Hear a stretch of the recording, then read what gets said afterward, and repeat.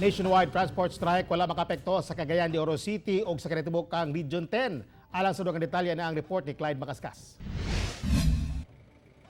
Nagpabiling normal ang biyahe sa mga public utility vehicles sa Cagayan de Oro City ug sa tibok Region 10 luyo sa nationwide transport strike.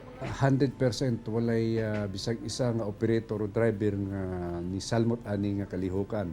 Wala magamit ang tulo ka bus nga giandam sa LTFRB alang sa mga pasaherong walay masakyan. Sakto lang kuno ang gihimo sa mga operators o drivers nga wala misalmot sa strike. Kung makita namo nga ang ilang sakyanan wa nila ipadagan o ang operator pod niadto sa kalsada o nagrekurida against sa government, so amo kanang isyuhan og show cause order. Sa kabahin sa National Confederation of Transport Union kun NCTU 10, wala kuno sila maapil sanglit, wala kuno saktong koordinasyon kanila ang tigil pasada. Ang nag-lead ni ining Wilga, wala man mo coordinate, wa gani mi naka-meeting.